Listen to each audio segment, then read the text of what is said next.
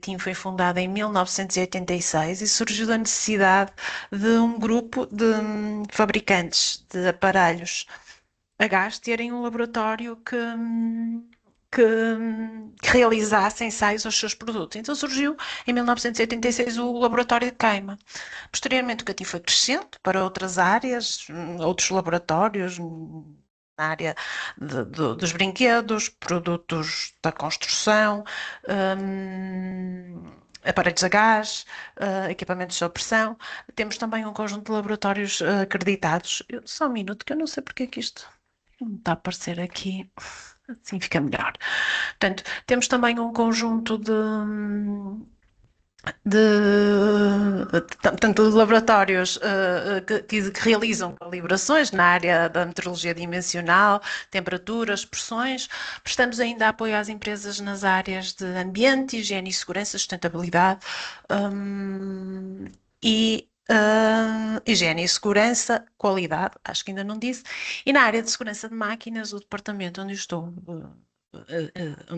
do qual eu faço parte, portanto, prestamos apoio quer a fabricantes de equipamentos, na definição dos requisitos de segurança que as máquinas ou equipamentos devem obedecer, quer em termos de requisitos, quer em termos da própria documentação que o fabricante tem que reunir e elaborar. Isto na perspectiva do fabricante, prestamos ainda apoio a utilizadores de equipamentos, portanto, não ao abrigo da mesma legislação, mas de outra legislação, o Decreto-Lei 50/2005, que define que todos os equipamentos, todas as máquinas, estamos aqui hoje a falar de instalações robóticas, mas sejam elas instalações robóticas ou outro tipo de equipamentos, devem obedecer a determinados requisitos mínimos de segurança, independentemente de terem ou não marcação CE, independentemente de serem recentes ou antigos. Portanto, e nós prestamos apoio também portanto, a todos os utilizadores de equipamentos que solicitam o nosso apoio, no sentido de avaliar os equipamentos em utilização e se cumprem ou não com os requisitos, com os ditos requisitos mínimos de segurança que estão previstos no Decreto-Lei 50/2005. Pronto, vamos passar então ao nosso tema. Nós hoje vamos falar sobre instalações robóticas, ou mais concretamente sobre os circuitos de comando associados a funções de segurança. E eu começo por apresentar aqui um equipamento muito simples, uma máquina muito simples, só para nós irmos seguindo mais ou menos e estarmos a pensar mais ou menos todos na mesma situação, que é um robô. Portanto, e o operador coloca a peça numa mesa, é o que nós podemos ver aqui. Acho que conseguem ver o meu rato. Por acaso não? Pois não. Ok, seguem. Nós temos então aqui uma mesa onde o operador coloca a peça e depois temos o robô que pega na peça e coloca a peça num tapete transportador. Um equipamento muito simples, que tem um robô, algo muito, muito simples, portanto, só para nós irmos acompanhando. Portanto, então eu vou começar a apresentar a metodologia que está preconizada numa norma, que é a EN ISO 13849, parte 1, que é uma norma tipo B, portanto, nós temos três tipologias de normas, as normas tipo A, que são normas que dizem respeito a aspectos gerais de segurança. Também vamos falar aqui de uma que é a EN ISO 12100, é talvez a norma mais importante no âmbito da segurança de máquinas. Portanto, e aquela até está aqui implícita neste fluxograma quando falamos aqui na apreciação do risco. Esta norma, a 13849, é uma norma tipo B, é uma norma direcionada para um assunto particular relacionado com segurança de máquina. Depois temos as normas tipo C, que também iremos falar de seguida, que é uma norma sobre robôs. Portanto, vamos falar do caso. Vamos apresentar aqui um pouquinho essa norma também.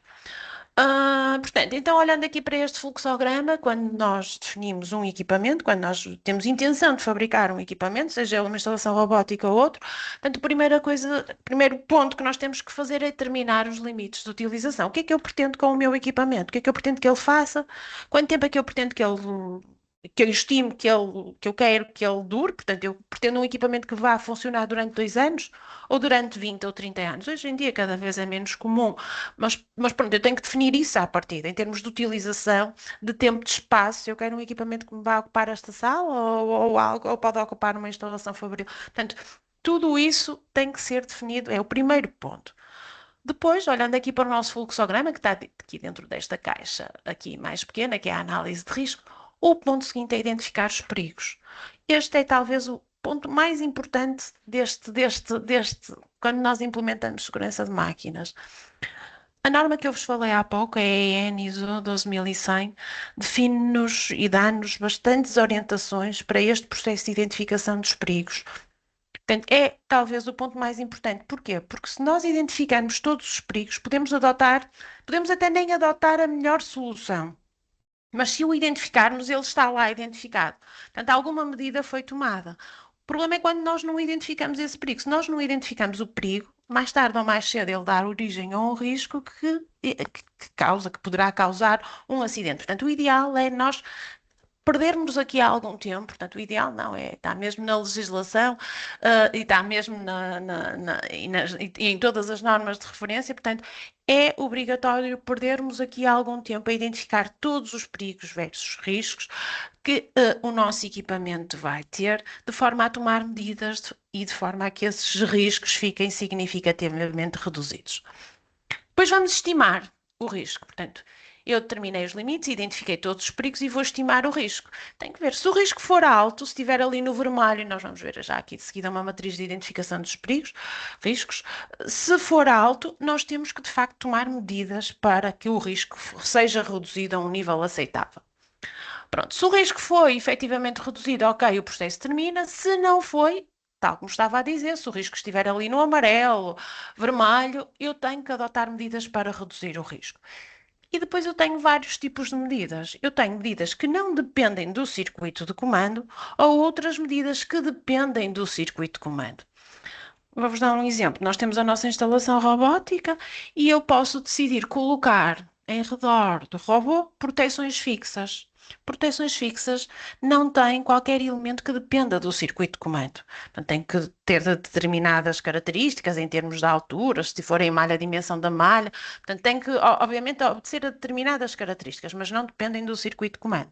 Mas se eu colocar uma porta que me permite, uma porta, um protetor móvel, utilizando a terminologia correta, que me condiciona o acesso à zona perigosa. Portanto, se eu colocar esse protetor móvel, eu tenho que obrigatoriamente que colocar um dispositivo de engravamento, com bloqueio ou sem bloqueio, mas é algo que me vai depender do circuito de comando. E isto implica logo entrarmos aqui neste quadrado, aqui é vermelho, que é conceber a função de segurança associada, portanto, a esse dispositivo de engravamento, que depende do circuito de comando, obviamente, não é? Tem parte elétrica, pneumática, ou o que seja. Tem um circuito de comando associado. Portanto, saltando então aqui para o nosso tema, entramos neste fluxograma. Portanto, eu tenho então que determinar então quais são as minhas funções de segurança. Eu, na minha instalação robótica, vou colocar um comando de paragem de emergência? Ok, é uma função de segurança. Vou colocar uma porta, um protetor móvel que me condiciona o acesso ao interior da instalação? Ok, com um dispositivo de encravamento obviamente associado, ou com bloqueio ou sem bloqueio? Ok, então é outra função de segurança. Na parte frontal, vou colocar uma barreira fotoelétrica, vou colocar um scanner? Ok, são componentes, são dispositivos que dependem do circuito de comando. Portanto, eu vou ter que identificar todas essas funções e vou ter que definir, e este também é um aspecto muito importante, as características de cada uma dessas funções. Se eu decidir colocar à frente, por exemplo, um scanner, eu tenho que determinar qual é o comportamento da máquina quando eu, portanto, entro na zona de operação de proteção do scanner. O que é que vai parar? Vai parar o braço robótico? Tem outro equipamento lá dentro que vai parar? Portanto, esse outro equipamento que eventualmente esteja na célula robótica, sei lá, um sistema de fixação da peça, ou que seja. Portanto, vocês, ao identificarem as funções de segurança, o ponto seguinte é, para cada uma dessas funções de segurança, eu tenho que, portanto, definir as características que cada uma dessas funções de segurança vai ter. E depois vou ter que determinar o nível de performance level requerido, portanto, o nível de desempenho da minha função de segurança, o performance level requerido de cada uma dessas funções de segurança. Esse será o passo seguinte, que nós também vamos ver aqui algumas metodologias preconizadas na norma 13849 e noutra norma. Concebemos a nossa função de segurança, será o passo seguinte, portanto, a função de segurança não é só o dispositivo de engravamento, é o dispositivo de engravamento, é a lógica e é a saída. Portanto, a função de segurança é constituída pela entrada, que é o atuador, portanto, é o dispositivo de engravamento, o comando de paragem de emergência propriamente dito, a barreira fotoelétrica, o que seja. Portanto, a entrada, temos a lógica e depois temos a saída. Isso é a minha função de segurança. e vou calcular o performance level da minha função de segurança, da função de segurança que eu vou conceber. Se o performance level for maior que o performance level reduzido, requerido, ok, está garantida a função de segurança, o processo termina. Se não, voltamos. Portanto, temos que conceber novamente a função de segurança, determinar o nível de desempenho e avaliar novamente esta condição. Isto é em termos genéricos. Agora vamos olhar para a nossa situação em concreto. Vamos fazer o nosso documento de apreciação do risco. Isto é uma matriz de risco. Portanto, com base naquele caso de estudo que eu apresentei atrás, vamos analisar para uma fase do ciclo de vida da máquina, neste caso a operação, a tarefa de alimentação. Portanto, nós quando fazemos esta matriz de risco, quando fazemos este documento de apreciação do risco, nós temos que identificar todos os perigos, a tal situação que eu falei há pouco, essa tarefa por parte do projetista de máquinas é muito importante. Ele tem que identificar todos os perigos em todas as fases do ciclo de vida da máquina. E quando eu digo isto é no transporte, há riscos, há perigos, riscos associados ao transporte. Portanto, isso tem que ser previsto pelo fabricante. Manutenção, é necessário ser uma zona elevada. Portanto, o fabricante tem que prever todas essas situações, não só na operação, em todas as fases. Portanto, desde o transporte, colocação da máquina em serviço, operação, manutenção, colocação da máquina fora de serviço. Portanto, eu quando faço esta matriz de risco, seja esta ou outra que vocês utilizem, portanto, é importante, de facto, identificar todos os perigos em todas as fases do ciclo de vida da máquina. Neste caso, portanto, vamos só analisar aqui uma pequena tarefa, a alimentação da peça. Portanto, temos o perigo, portanto, é o movimento do braço, portanto, a norma, a 12.100, descreve o perigo em termos de origem e consequência. Temos o movimento do braço, a consequência é o esmagamento ou o choque ao impacto, depende do movimento que ele faça, mas vamos aqui considerar estas situações e depende muitas vezes também do tipo de ferramenta. Portanto, a situação perigosa é o posicionamento manual da peça. Portanto, nós podemos ter um perigo, mas só temos uma situação perigosa quando há intervenção das pessoas, né? Portanto, eu também não vou entrar muito com esta terminologia do tenho falado aqui perigos, riscos, mas pronto, não vamos senão entrar aqui com estes conceitos, porque senão depois podemos nos prolongar muito. O evento perigoso é aquele que desencadeia o dano, portanto, será um movimento inadvertido do braço enquanto o operador possa estar eventualmente na zona perigosa. Aqui eu pus um movimento resultante da falha do circuito de comando, pode ser um arranque inadvertido, alguém acidentalmente liga ou faz com que o robô, portanto, se movimente para a zona de operação enquanto o operador está lá. Portanto, aqui eu considerei então este evento perigoso um movimento resultante da falha do circuito de comando. Depois vamos estimar o risco. Eu, para a estimativa do risco, aqui utilizei esta matriz de risco, uma matriz muito simples, que quantifica o risco em termos de probabilidade da ocorrência do dano e da gravidade do dano. Portanto, e divide isto em 4 parâmetros, em termos de probabilidade, muito provável, provável, pouco provável ou remota, em termos de gravidade, catastrófico, grave, moderado ou menor. Portanto,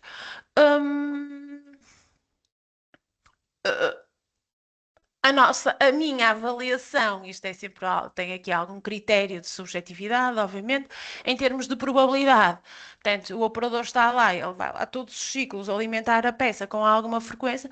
Em termos de probabilidade, é muito provável que a ocorrência, que ocorra, portanto, a situação perigosa versus evento perigoso. Em termos de gravidade, eu considerei catastrófico, portanto, temos aqui um nível de risco elevado. Obviamente que temos que adotar medidas no sentido de reduzir esse mesmo risco.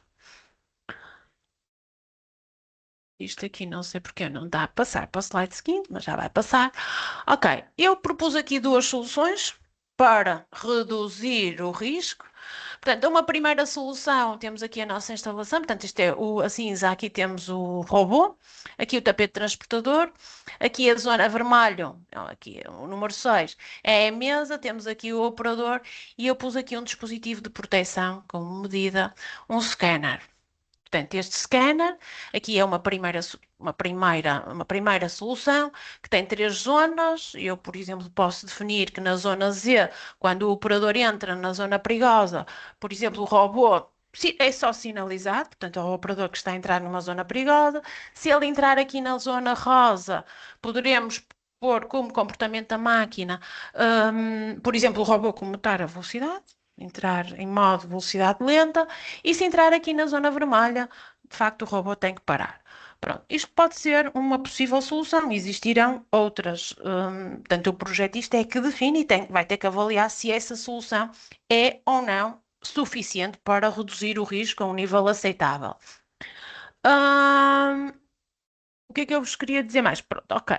Temos outra possível solução. Neste caso, temos três barreiras fotoelétricas. Aqui temos uma barreira fotoelétrica colocada perpendicularmente, temos uma paralelamente ao Sol, que detecta a presença do operador, e temos uma terceira barreira, aqui atrás, portanto, a X, que detecta, portanto, quer o posicionamento do robô, se estiver aqui nesta zona, portanto, estas duas células têm um determinado comportamento, portanto, ou originam um determinado comportamento no robô, por outro lado, também se o operador conseguir entrar, se for possível, dependendo da concepção da célula robótica, se o operador entrar para esta zona onde está posicionado o robô, também a máquina terá um determinado comportamento. Portanto, e é isso que nós temos que descrever. Quando eu falei há pouco que nós temos que descrever e caracterizar a nossa função de segurança, é precisamente isso, é dizer o que é que nós esperamos. Quando alguém interrompe esta barreira fotoelétrica, o que é que eu espero que aconteça? O que é expectável que aconteça?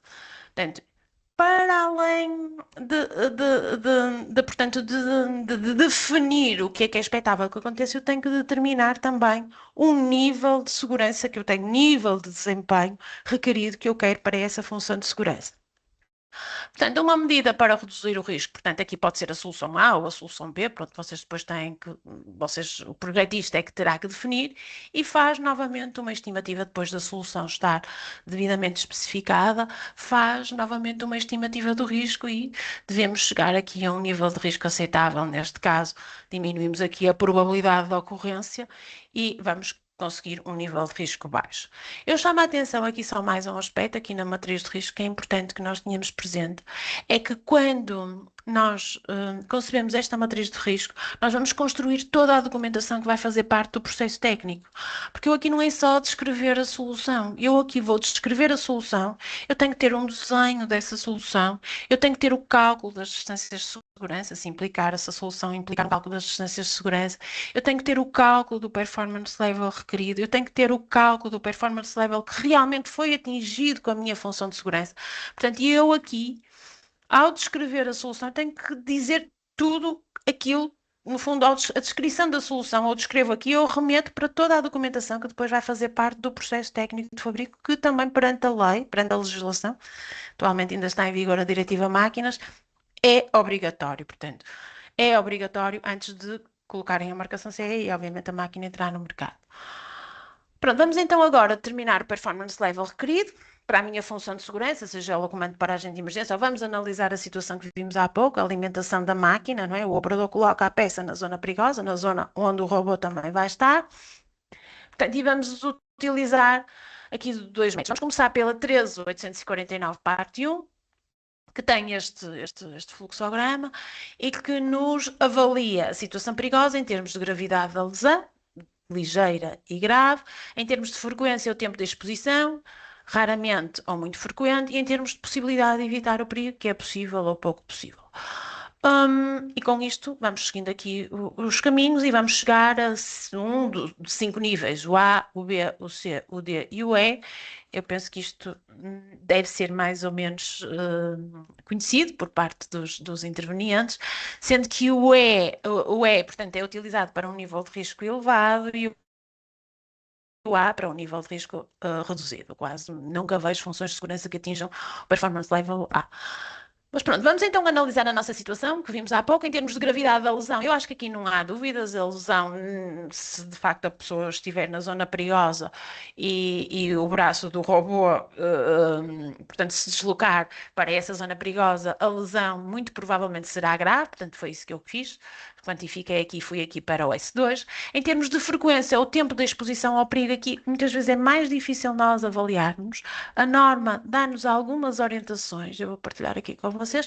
Se a frequência de acesso à zona perigosa for superior a uma vez em cada 15 minutos, então, que é o caso aqui, que nós consideramos que é o caso, portanto, então, eu tenho aqui S2 e F2. Portanto, eu devo escolher F2 se a frequência de acesso for uma vez, for superior superior a uma vez em cada 15 minutos. E depois temos a possibilidade de evitar o perigo. E aqui a norma também nos dá, a 3.849 também nos dá algumas orientações. Eu posso, eu devo, a norma dá-nos deste quadro e que nos diz que nós devemos avaliar este parâmetro considerando, por exemplo, se as pessoas são qualificadas ou não qualificadas. Eu, neste caso, considerei as pessoas qualificadas, portanto, temos aqui um verde, está aqui no verde. Depois depende da velocidade. Eu aqui considerei que a velocidade, portanto, neste caso, do movimento perigoso, está aqui no amarelo. Temos um amarelo. Possibilidade espacial da pessoa escapar, ela tem ali muito espaço, portanto, eu considerei possível. Possibilidade de reconhecer, ter consciência da situação perigosa, eu também vou considerar possível, ou qualquer pessoa minimamente qualificada sabe que se vemos um robô que há ali algum perigo, portanto, portanto ter noção dessa complexidade, desse perigo. Em termos de complexidade da operação, eu acho que a complexidade é muito baixa, portanto, considerando que o operador só tem que colocar a peça e vir-se embora. Portanto, o que é que nós temos aqui? Temos, em termos de verdes, temos 1, 2, 3, 4 verdes e um amarelo. Portanto, e a norma remete-nos para esta tabela, ou seja, tenho 4 verdes e um amarelo, eu vou escolher o P1. Portanto, o que é que eu tenho? Eu tenho um S2, um F2 e um P1. Tenho um performance level requerido de D. Portanto, e a minha função de segurança, neste caso, por exemplo, se eu optar por colocar o tal scanner à frente do robô, ou se colocar as barreiras fotoelétricas, eu tenho que garantir que a minha função de segurança atinge pelo menos o performance level de D. E agora vamos conceber a função de segurança. Antes disso eu vou-vos mostrar outra norma, e porque talvez esta seja menos conhecida e é muito interessante. Esta norma é a EN ISO 10218, parte 2, que é a norma relativa aos robôs. É uma norma vertical, uma norma tipo C, que define requisitos relativos aos robôs. E ela apresenta aqui uma metodologia muito interessante e que talvez eu até comece a utilizar noutras instalações, porque nos permite determinar o performance level requerido com base nesta tabela, mas com base em parâmetros muito mais balizados. Há pouco, quando nós falamos na gravidade da lesão, era só reversível ou irreversível, portanto, era uma lesão reversível, ok, leve, ou então irreversível ia logo para grave. Aqui não, aqui ela permite-nos. Divide-nos isto em 4 parâmetros, bem como a frequência de exposição, possibilidade de evitar o perigo e probabilidade de ocorrência, mas depois dá-nos orientações, a norma muito mais precisas. Temos estes 4 parâmetros: é leve, moderada, grave ou catastrófica. E define-nos aqui: é uma lesão desprezável, lesões tratáveis no local, requer tratamento médico profissional, pode causar a morte. Portanto, dá-nos aqui parâmetros que nos permitem balizar muito melhor, portanto, as consequências, neste caso, da nossa função, da nossa situação perigosa. Portanto, parece-me uma metodologia que, se de facto os presentes tiverem que lidar com instalações robóticas, eu recomendo que consultem, portanto, também esta norma. Reparem, a norma depois apresenta-nos também tabelas onde, para a consequência, se causar uma lesão ou se causar, por exemplo, a situação perigosa causar danos nos olhos ou fraturas, tem lá outras situações, são só alguns exemplos, diz-nos exatamente, portanto, se pode causar um corte superficial, ok, então é um S1.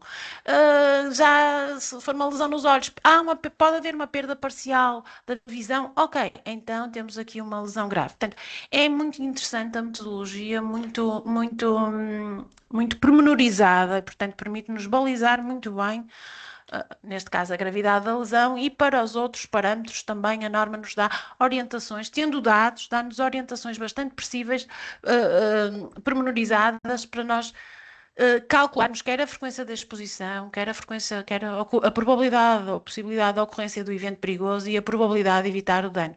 Portanto, nós tendo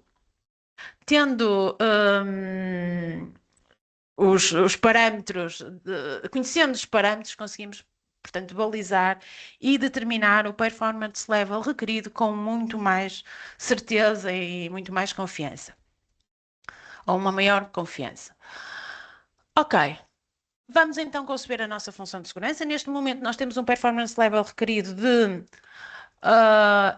D, e portanto agora vamos conceber a nossa função de segurança. Eu tenho um scanner, que é a entrada, mas depois vou ter uma lógica, deixa-me só tentar que o meu rato vá para o outro lado. Temos uma entrada, que é o scanner, temos uma lógica e temos a saída, que são, por exemplo, os STOs do robô. A lógica poderá ser, por exemplo, um relé de segurança, um autómato de segurança, e a entrada, no exemplo que eu dei, se eu optar pela solução A, será o scanner. E agora eu vou escolher e vou conceber e vou construir a minha função de segurança. Eu tenho então que calcular estes parâmetros. O primeiro é o tempo médio para a ocorrência de uma falha perigosa, é o MTTFD. Este é um parâmetro que é dividido em três níveis, baixo, médio e alto, e depende da fiabilidade dos componentes que eu escolho para a minha função de segurança. É um parâmetro que depende única e exclusivamente do componente que vocês compram para executar, ou dos componentes que vocês compram para executar as funções de segurança.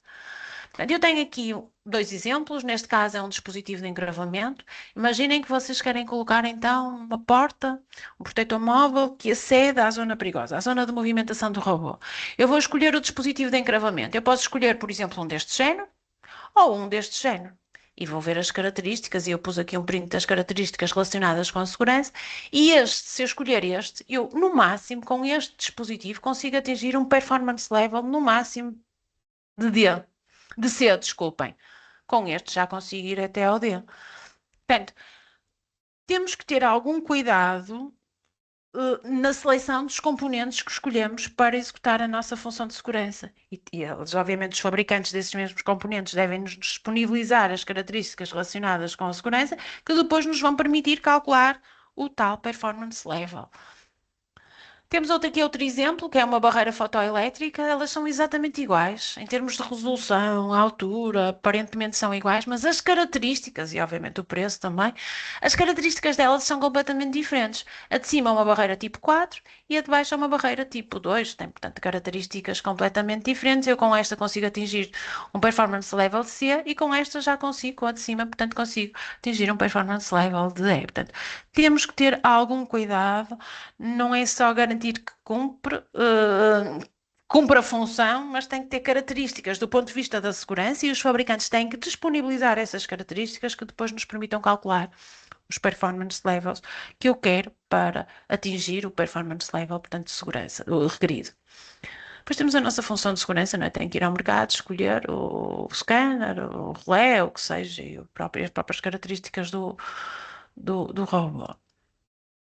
Outro parâmetro que eu tenho que avaliar é a cobertura de diagnóstico. Isto é, eu vou conceber a minha função de segurança e eu tenho que criar um circuito que, hum, que vai ter uma capacidade para detecção de falhas que pode ser maior ou menor. Portanto, é a capacidade, a cobertura diagnóstica, é a capacidade que o circuito tem para detectar falhas. Portanto, isto pode ser dividido em quatro parâmetros. Portanto, depende da forma como vocês concebem o circuito, mas é um parâmetro que a norma também nos obriga a calcular. Temos a arquitetura. E a norma define-nos quatro categorias, a forma como eu concebo o circuito de comando. Temos o categoria B, que é o nível mais baixo. Categoria 1, que são utilizados componentes e princípios bem experimentados. Categoria 2, aqui temos alguma monitorização, ou seja, temos um sistema que vai aqui fazer alguma monitorização, alguma vigilância.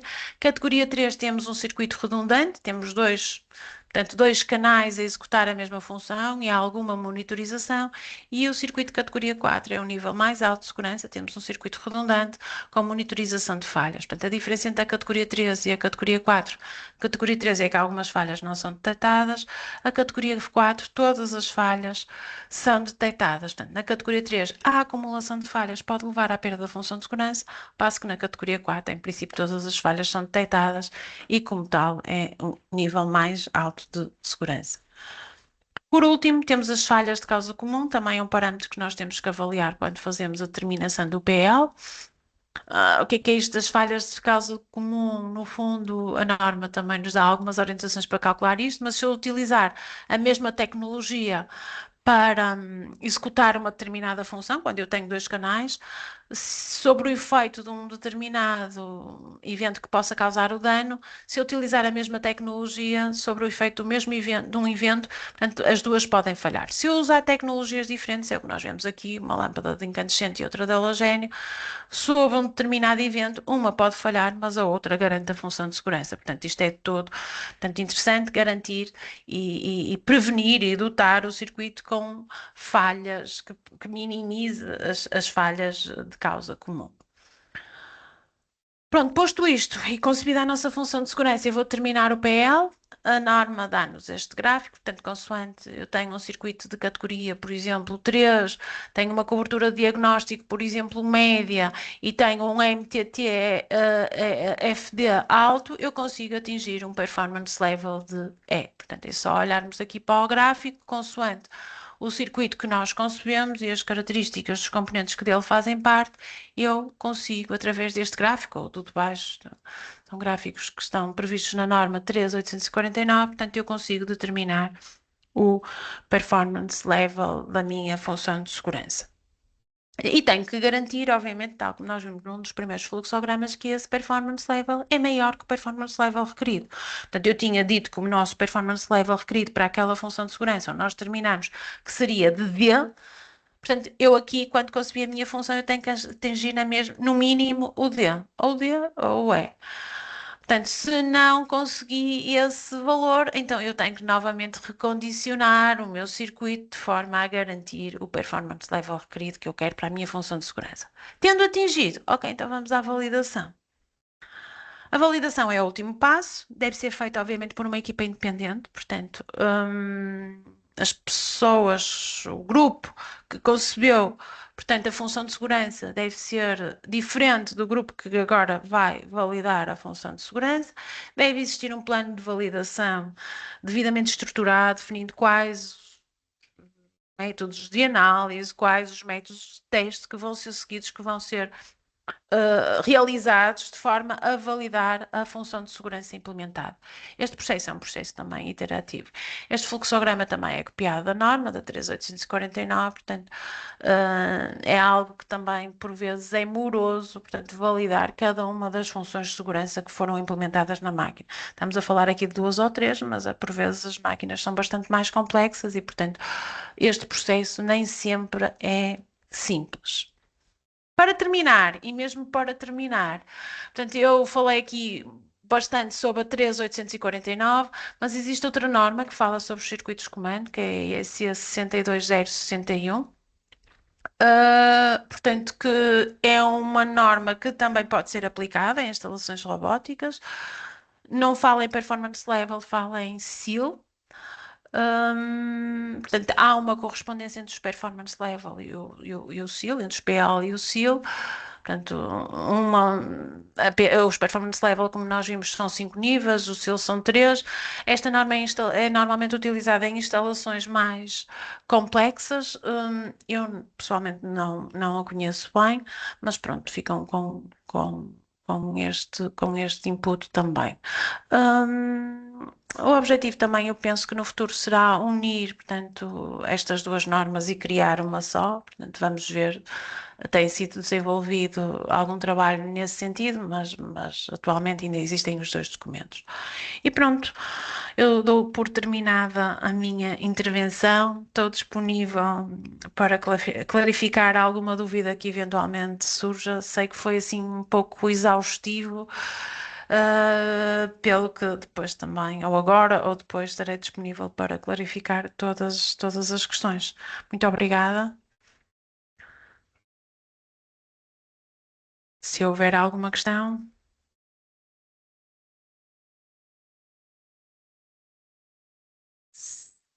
Não sei se alguém quer colocar alguma questão, se não, daríamos por terminada a sessão.